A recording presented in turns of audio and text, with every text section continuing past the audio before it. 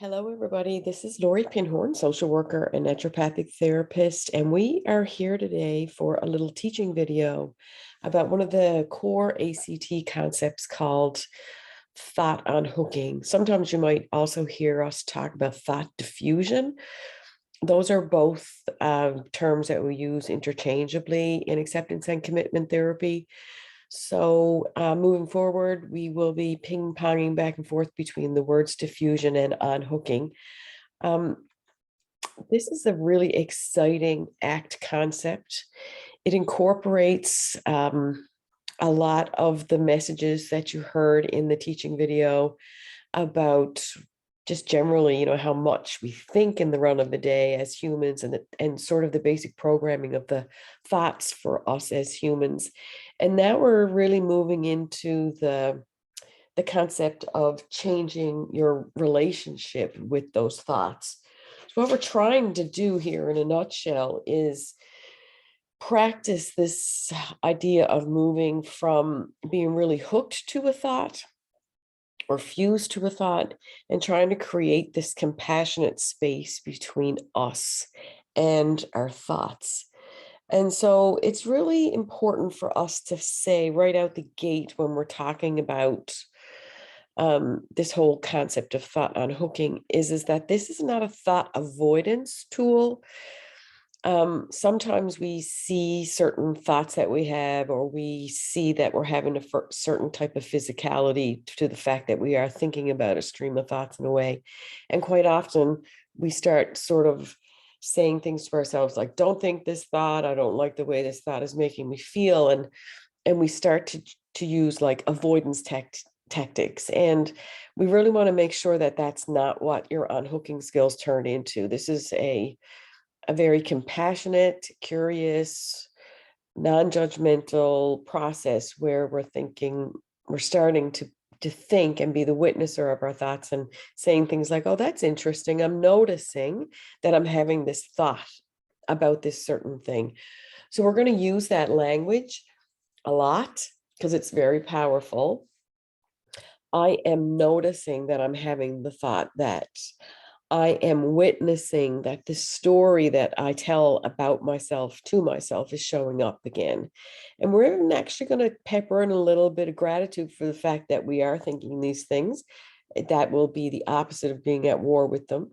So we're going to be trying to practice just curiously looking at the thoughts and saying to our brain, sort of like, thanks, mind, for producing these thoughts. It's probably something that's important to me, and that's why I'm thinking about them. So, and it also is really like building a muscle. Thought unhooking skills are skills that once we get better at it, this muscle of unhooking and witnessing starts to build. It's very, very exciting. And from my heart to yours, let's just talk about building some patience for yourself while you're practicing this, because this is like any new skill. If you were learning how to play the piano, you'd go to your teacher and you'd have some instruction, and then you go home and you'd practice and you'd practice. And as you got better at it, you'd learn to do more complicated pieces and things like that. And so some of the acceptance piece of the thought unhooking skills is that you're probably going to be practicing it every day. Some things are going to be easier to unhook from than others. And it is a practice that really never ends. So that's the acceptance. There's no checkbox on this skill set to say, okay, I don't ever have to practice that ever again. I certainly have practiced unhooking and thought diffusion many times today already. So we're really trying to move away from saying this is a good thought or this is a bad thought, like we talked about in some of the other teaching videos. We're not trying to debate about whether this thought is good or bad. We're just going to ask ourselves the question, when we witness us being fused to certain thoughts, does it make sense in the context of this situation to stay fused to the thought? Will it create more suffering for me? Is there anything that I can do about the situation here now in my present day moment? There actually might be a reason that fusion at this moment actually makes sense, because maybe you really have to focus on something and get something done.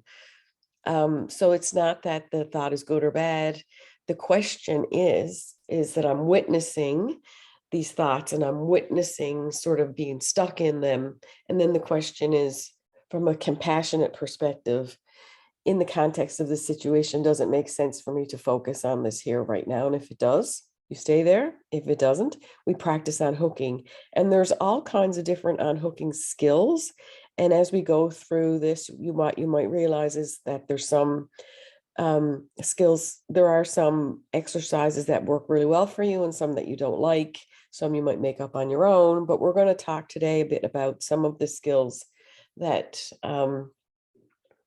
we know from the ACT research is really helpful for us. So we're going to be starting to practice witnessing the thoughts with this gentle curiosity, not that the thought is good or bad, that there's a loser or a winner here. And we're just flexibly trying to come up with a method of trying to help us unhook from the thoughts. And we're really trying to cultivate this space in our awareness where I am the witnesser of my thoughts. And we're going to have another full teaching video on trying to build that skill set of being the witnesser. So again, it's really like a muscle. The more we practice unhooking, the better we get at it. And we have to always remind ourselves that all of us as humans, we get hooked. I got hooked to a stream of thoughts just getting ready to start to record this video. It's a normal, natural process for us to get hooked. We usually get hooked to things that are important to us or something that we're trying to figure out. So there's a lot of compassion, a lot of radical compassion weaved into this whole process. So here we go. That's my little intro into thought unhooking. So like I said, we're going to be starting to try to use this language. I am noticing that. I am witnessing that. I'm having this thought. And so this little person in the cartoon is practicing that. And also there is this other side here where the little cartoon character is sitting on the side of a river. With his legs in the stream, with their legs in the stream and doing some thought watching and looking like the leaves are on the stream and just watching the thoughts go by. So we are going to talk about a specific type of meditation called leaves on a stream, which is really, really helpful to people. So let's hop into this. So like we said, here we are today. There's a little star here by Thought Diffusion. These, again, are our core concepts. So today we're talking about this one, which is thought diffusion, which is basically, in a nutshell, us starting to observe our thoughts as they come and go without attaching much meaning or judgment to those thoughts. And remember, we think 100,000 thoughts in the run of a day. So we're trying to make sense out of our life and our context to say, does it make sense to stay hooked? Or can I compassionately just try to unhook from these streams of thoughts or individual thoughts or a story that we're telling ourselves? So thought diffusion or unhooking is a practice of witnessing and letting go. This is interesting that I am noticing that I'm having the thought that. So here's a little cartoon of a Buddha doodle, which does some fantastic work. So what happens here is the little Buddha, he's fused to the thought, he's hanging on and hanging on. And we can see that he's got some suffering happening now as a result of the thought that he's fused to. And then the elephant is just standing on the outside and watching. And, if it was just that easy to just let go, then why wouldn't we all be having zero suffering? So again, this takes practice, and it really truly is a radical self-compassion act to say this, this thought here right now is creating suffering and is not serving me. And we can certainly practice letting it go. It doesn't mean you don't care about the situation. It means that you're chosen sort of to observe what's happening and not necessarily absorb it. So, thought diffusion, watch your thinking and add some space. So diffusion means that we're going to be learning to compassionately sort of step back and separate or detach from the thoughts or images or memories that we're experiencing at this time. And so some of us notice that our thoughts are like pictures or words or videos. Mine are definitely more imagery driven. My thoughts are, They look like videos and images. Some people's thoughts are more like thoughts written out like words on a chalkboard. There's no right or wrong way. We just start to build and witness how we are experiencing. And sometimes we have physical sensations that we're being fused to thoughts too. So we'll talk a little bit about that. So instead of getting caught up in the thoughts or being pushed around by them, we let the thoughts come and go, just as if they were like cars passing outside on the street. Like if we're looking at our front windows and we see the cars driving up and down the road, that could be an analogy of what we're doing. So like we are witnessing the cars going up and down the road, and we're not trying to say that's a good car or that's a bad car. We're just witnessing. Or they're like clouds in the sky, or like leaves on a stream. Just sitting there watching the leaves go down the stream. So we step back and we watch our thinking with some curiosity instead of being very critical for the fact that we're thinking a certain way. And we also try to not get carried away by our thoughts. So you think about like a fish on a hook. Quite often, that fish, we can reel in a fish once it's hooked, and our thoughts can be like that too. They can create a lot of suffering for us. And so we see our thoughts for what they are, no more than just words or pictures or associations to events around us. What we might notice is that like we might go through our day and have an interesting kind of experience that might trigger a stream of memories or trigger the activation of a story that we have about ourselves that we've had for a really long time.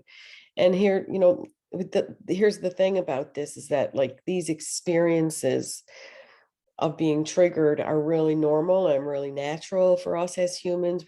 Our brains are fantastic association makers. So we will often think, well, geez, that's really interesting. I'm thinking about this person from my past, and maybe it's because we heard a certain song on the radio, or we smelled a certain smell, or we had an experience with somebody who was associated with them. And our brains really, really are fantastic association machines too. So, we got to just kind of say, oh, that's a thought. That's interesting. It's just a thought. And thoughts are just words strung together, and we don't necessarily have to make extra meaning over them. And so we're trying to not so, intensely clutching on to these thoughts. We're trying to hold our thoughts outside of us and witness them, and like hold them maybe like really important little figurines that we might have. Like we hold them gently at a distance from us so that we can witness them. So how do you know if you're hooked to a thought? So again, thought fusion and thought being hooked is similar words. We interchange them. So fusion really means that you are really stuck to them and you're caught up in the thoughts and you're allowing the thoughts to dominate your actions. And you might, if the streams of thoughts are really sad, what you might notice is that you're getting in a really, really low mood, or you might notice that the thoughts are really racy. And then now we are really racy. And so if you look at your behaviors, or you look at the physicality of what's going on in your body, you actually might notice, oh, okay, that's the first signal that I'm getting fused to some thoughts here. So if you sort of feel really stuck, really overwhelmed, not sure what to do next, feel like giving up, or if you have some kind of sensation going on in your belly or in your breath, or you're feeling frantic, feeling shut down, actually notice your heart racing, or you start to notice like your blood boiling, like I'm really getting angry or really emotional here. And the signal that these are all signals that there's probably some fusion to thoughts going on, whether it's really conscious or subconscious. And our emotions really can show us that we're stuck to some thoughts, and that we might not be, if we're acting in a way that we might not necessarily like, or it's out of alignment with our values, and there's probably some thought fusion going on there. So again, we're trying to make sure that we're not really judgmental about what it is that we're experiencing. And so the body will let us know when we're fused, and here are And you might actually notice that, some other people, you might notice there's a lot of maybe you're having back pain, or your chronic pain is increasing, or your shoulders are up around your ears, or your digestive system is bust, or it's really shut down, or something like that. The other thing that might be here that I don't have here on this list is like a lot of cravings for things. So like if you're having big sugar cravings or carb cravings, alcohol craving, drug craving, those kinds of things are also indications that we might be fused or stuck to a stream of thoughts right then and there. So here's a little cartoon that I really, really like. And this is, at the person here experiencing I am a hopeless case. That's a story that this person has told herself probably for a long time. And when you're saying the words, I am a hopeless case, that's usually a pretty good sign that there's fusion happening. Because, and again, like how language is important. How can you actually, there's more to us than just this thought, like I am. And in act, really, I am. We'll talk more about this in another teaching video, is, who you really are is the witnesser of all of this, not necessarily your brain that's pumping out these thoughts. So we're trying to move from fusion, which is totally stuck to the story, I am a hopeless case, to over here on this side. You can also see that there's some suffering happening here as a result of that thought. And this thought probably didn't just pop into this person's head here. There was probably something that happened, an interaction or a memory or a trigger of some kind that made this thought show up here. And then, what we're trying to do is move from I am a hopeless case to I am noticing that I'm having a thought arising that says I am a hopeless case. And so if you think about two pieces of metal welded together, I am welded to this thought, I am a hopeless case. That's fusion. Diffusion or unhooking is trying to create this witnessing space of I am noticing that a thought is arising that says I am a hopeless case. And so those are where we are and where we're trying to get to. Here's some more cartoons. Here's fusion. And I see this in my adolescent clients all the time. Everyone thinks I'm weird. That's fusion. That's hooked. And then we can move away from fusion to this. I'm compassionately aware. I recognize that I'm having the thought that everybody thinks I'm weird. I'm noticing I'm having the thought that everyone thinks I'm weird. That is a degree of separation there. And now we can move towards another degree of separation, which is the thoughts are happening, but they're just sort of moving across the sky like ticker tape on the bottom of the TV when the closed captions are on, or like clouds in the sky, or the weather in the sky. Or cars on the street, they're just whizzing by. And so we're just trying to really unhook from them and watching the thoughts go by. And as we can see with the progression of the pictures, this person is getting happier and happier as a result of changing relationship with the thoughts. So now we're going to hop into some practices, which are really, really exciting. So here's one practice that I absolutely love. And I call it the notice and name practice. And there's more steps in it than notice and name. But what you might start to notice is the more you build your thought watching skills, and you will be learning that in your yoga practices and also in some of the mindfulness and meditation practices that we do, you might actually notice that there are certain thoughts that tend to hook you up. There's a pattern to them. I certainly know the thoughts that I have around that really can cause misery for me and suffering for me. So once we start to have a practice at this, we start to notice that there's patterns, right? So this practice is called the ends notice name. So here's a bunch of steps in this. And so step one is to notice that the thoughts are there. And they usually come in streams of thoughts. Well, maybe they're just one, maybe they're coming in images, maybe they're coming in words, maybe the thoughts are voices, like an inner critic voice or whatever, however they're showing up is yours to witness. So the first N is notice. The second N is to be nice to yourself because you're having these thoughts, and say things to ourselves like, of course I'm thinking about this, probably because it's really important to me, or the people that are involved in this situation are really important to me.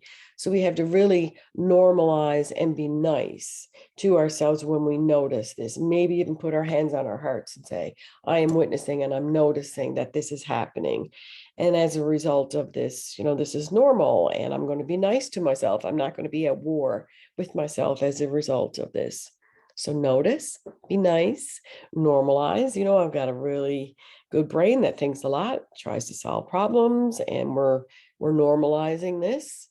And you might actually want to put a name on those thoughts, like it's school thoughts, work thoughts, past partner thoughts, my ex thoughts. I certainly get tangled up into time management thoughts, and I learned I learned from my father, actually, who was fantastic micromanaging time person. Like a lot of time management happened in the house that I grew up in. I'm happy for the fact that I have that skill set.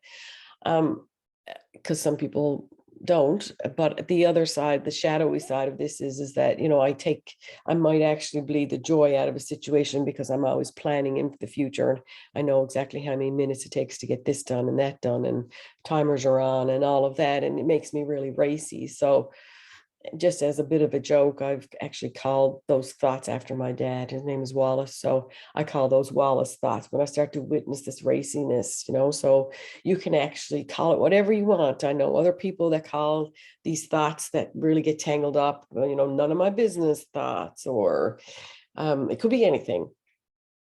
So actually putting a name to the thoughts can be pretty powerful. That's another one of the N.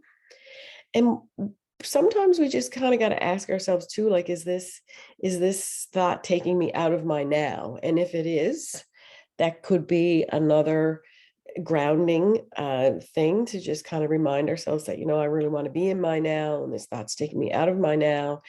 And when you start to get this practice of noticing and being nice to yourself and normalizing and name the thought, and what you might notice is that, I'm neutralizing things. And it's really important, I won't bore you with the neurology of this, to start using that language. I am noticing that right now I'm having this thought that. So saying the word noticing to yourself it can be pretty powerful. And what you might notice is that, like, it doesn't necessarily, and again, this is not a magic delete button. We're not trying to use this as a thought avoidance tactic. But what you might notice is the sting of this might be reduced or neutralized a little bit, or might buy you some time to just kind of be compassionate to yourself and not get so stuck, and to practice unhooking. So that's a fantastic practice. I absolutely love this one. I use it for myself. Not everybody loves it, but that is a nice unhooking skill set. Another skill set is to just write out your thoughts. Just pause for a second, get a journal, get a piece of paper, maybe even print off something like this with cloud bubbles, and just actually write out the thoughts. Some people write them out on their phone. Some people don't necessarily care if they're writing in cloud bubbles or not, but just personally, just sitting and down and just writing out the thoughts is a great externalizing practice. Some people love that. Here's another practice. It's called compassionately compartmentalizing the thoughts. And so this is a bit of a visualization. It's almost like when you start to notice that you're getting kind of carried away with the thoughts, you just kind of think about your feet, push your feet into the ground, kind of corral your energy, and breathe for a second. And I like to kind of help people imagine, a really nice basket or a box that has a lid on it. And I use a visualization of a box like this, and I open up the box and I say to myself, and we say to ourselves too, I am just going to compartmentalize this for now because I have something important that needs to get done. And we take a breath in, and on your breath out, on a beam of crystally light, We're just compassionately saying, I'm putting these thoughts over here for the next hour because I have this important thing that I need to do. I promise I will come back. I will come back to them if I need to, either in a counseling session, or I will come back and do a little grounding activity with them after. But you're compassionately compartmentalizing something so that you know you can come back to it. And again, it's not like I'm putting this thought or these processes in a cabinet to never take out again. That would be avoidance. That's not what we're talking about here. But sometimes situations get so big, we get so overwhelmed by memories, we get taken back in time. And it's okay to practice compartmentalizing. It shows you that you actually can change your relationship with thoughts, thinking of them if you want to, put them somewhere for a period of time until you get this important thing done, and you can come back to them. So it kind of teaches you that you can kind of, with your own awareness and be the witness of it, pop into things and pop out if you choose to. I really like this activity. And if you're somebody who is in one of our programs because you're certainly aware that there has been some past adversity and traumas in your life, it's really important for us to actually build the skill set of saying, okay, I'm just going to really compassionately put this over here for now so that I can do something else. Here is a YouTube link for a mindfulness and visualization activity called Leaves on a Stream. If you've never done one, it's fantastic. I really encourage people to practice it. And some people are, don't necessarily have access to great visualization skills. And if you're somebody who falls into that category, if you try this activity and it's not for you, that's okay. We'll try something else. But this activity is from a closed act practitioner Facebook page that I'm on. Somebody recorded it recently. And there's hundreds of different versions of Leaves on a Stream visualization activities, and you can Google them and find many yourself. I really like this one. So, the visualization is that you are visualizing yourself walking into the woods, sitting next to a stream, and you just sit there and you wait for thoughts to pop up. And then when the thought pops up, you put that leaf, in your mind. You're being pretty creative. You're putting that thought on a leaf and you're watching the leaf actually go down the stream and gaining distance from you. So, and then another thought's going to come up, and then another thought's going to come up. All we have to do is just sit and wait, because remember, this thinking organ that we have has 100,000 thoughts in the run of a day. And so one is definitely going to come up. You actually might even have a thought like, I'm not very good at this, or I don't like this activity. And if something like that pops up, you put that on the leaf and you watch it go down the stream. So I know that not everybody loves this activity, but this is just an invitation to give it a try. What we know from some of the ACT research is that this is a really, really good exercise for us to start building some thought unhooking skills. I love this one. In your mindfulness practices. So mindfulness, it's not about trying to create zero thoughts. It's impossible. Even people who are mindfully meditating, in order to reach some enlightenment place, are still witnessing thoughts. So what we're doing is just paying attention. We're really just compassionately paying attention. And as we go through this process, and as we go through, if you're practicing yoga, quite often there's people are building some mindfulness practices here too. So in that practice, so what we're doing is we're just paying attention to what this thinking organ is doing. And if you could build in a couple of, 2 or 3 minutes of mindfulness and meditation practices in the run of a day, this is really where the rubber hits the road. Because again, we're compassionately just watching. That's what our mindfulness practices are about. So here's another cool couple of things to try. You can try sort of disobeying your thought on purpose, because we don't necessarily have to listen to our thoughts. So here's one thing to do. Like if you said to yourself over and over again, like, don't put your right arm over your head. Don't put your right arm over your head. Don't put your right arm over your head. And then in the process of saying that, actually put your right arm over your head. it's a bit of a proof that you don't necessarily really have to listen to what your thoughts are thinking. Like just because you're thinking it doesn't mean you got to actually do what it says. Um, Sometimes people like to sing it out. There's a really great act song, you put thoughts to singing like happy birthday or something like that. Like, if you've ever been in any of our workshops, quite often we sing happy birthday to the story. Like, I don't know what I'm doing. I'm lost. I don't know how to figure this out. I don't know what I'm at. And so sometimes if we actually put our thoughts to a song, like, oh, I don't know what I'm at. Oh, I don't know what I'm at. Oh, look at me. I'm thinking that I don't know what I'm at. Like sometimes putting our thoughts to funny songs.